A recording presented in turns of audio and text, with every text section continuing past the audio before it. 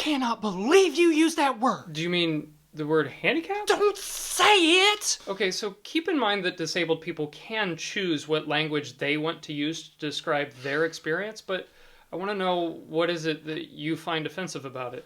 I cannot believe you are a disability advocate and you don't know the history of that term. Are you referring to the story about how King Henry VII in like 1504 made a decree that disabled people would have to beg for their livelihood with a cap in hand? If you know the history, why did you use the word? Because that supposed etymology is a complete and total fabrication. No, it what? Yeah, it's an old urban myth that has been around since like before the internet. Google it. I don't know who invented that story or why, but they've caused a great deal of damage to the disability community. Well, if that's not the origins of the word, what is? It's a little bit of a long but fascinating story. Oh, I have to know now. So there was this trading game that originated sometime in the 1400s and was played in variations for near 400 years until the 1700s. And during that time, this game was called Hand in Cap. And then it became Handicap, and finally, Handicap. So what is this game and how does it apply to disabled people? I'll do a simplified breakdown. Basically, there were 3 people involved. 2 people would offer up an item for trade. One early record indicates a cloak and a hood offered for trade, so we'll go with that. Now, do a cloak and a hood have the same value? Well, I don't do that Renaissance stuff, but I guess I wouldn't guess so. No, generally not. So the 2 players would offer up forfeit money into a cap. Now, the third party, the umpire, decides the difference in value between the 2 items. And this difference was called the boot. So it's a game about making 2 unequal items equal? Exactly. Now the 2 players would put their hands into the hat and in unison pull their hands out. If they had their hand open when they pulled it out, that means that person agrees to the trade. If a person has their hand closed when they pull it out, that means that person does not agree to the trade.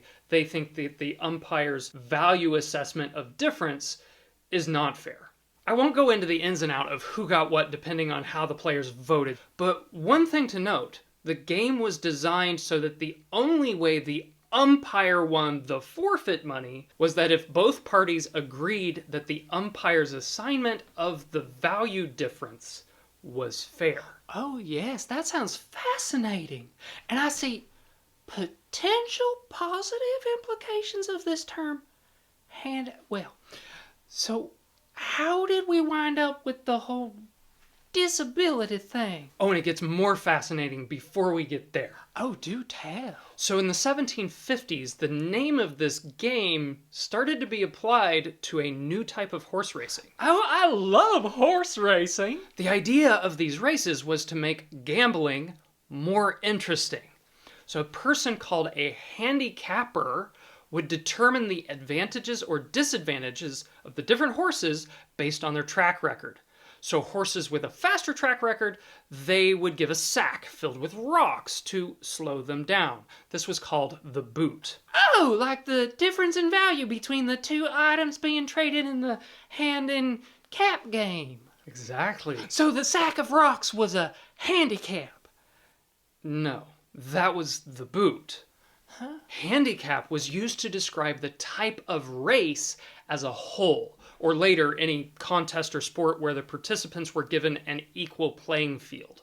Interesting. So the definition of handicap from 1875 says, any race or competition in which the chances of the competitors are sought to be equalized by giving an advantage to the less efficient or imposing a disadvantage upon the more efficient.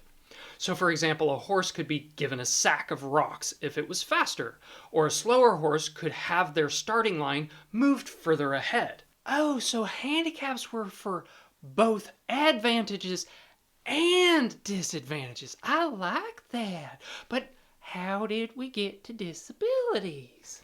The first known recorded usage of handicap in reference to disability is from 1915 in a photo caption that reads, "The Handicapped Child."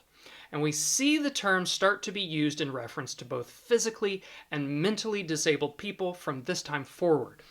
So it may not have been pejorative at the time? But then because of ableism, the term became a creeping euphemism, where a once neutral or even positive term is usurped and used in oppressive ways, eventually changing its associated meaning.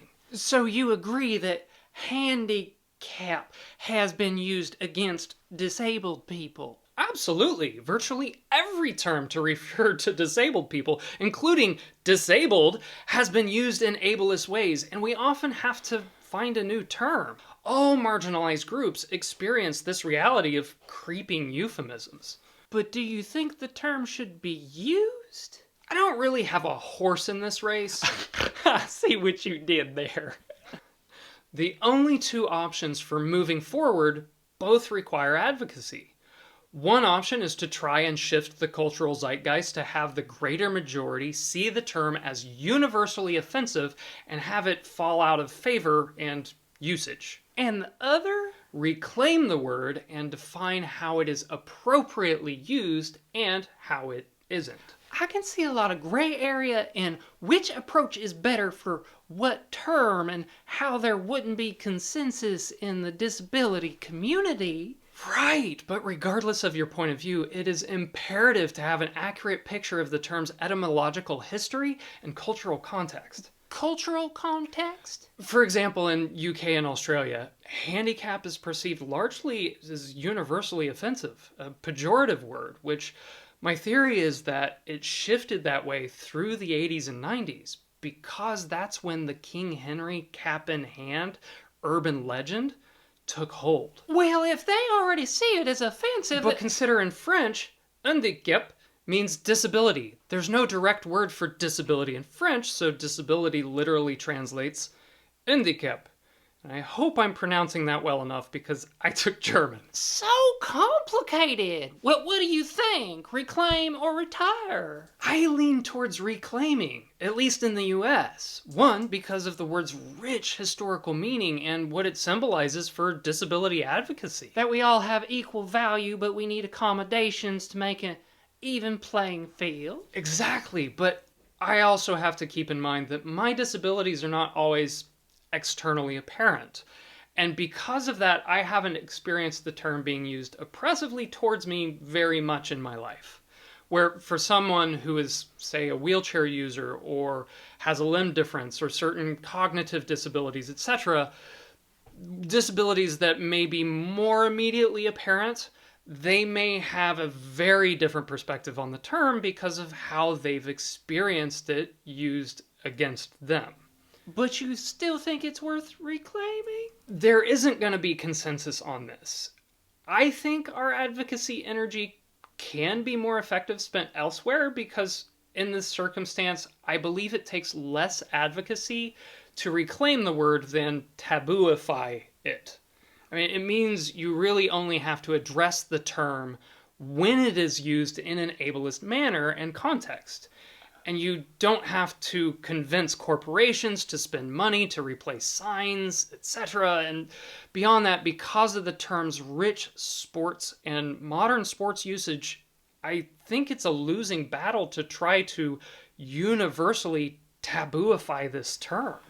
I see that. I have feelings about the term, though, and I certainly don't want to be called handicapped. That is such a good distinction.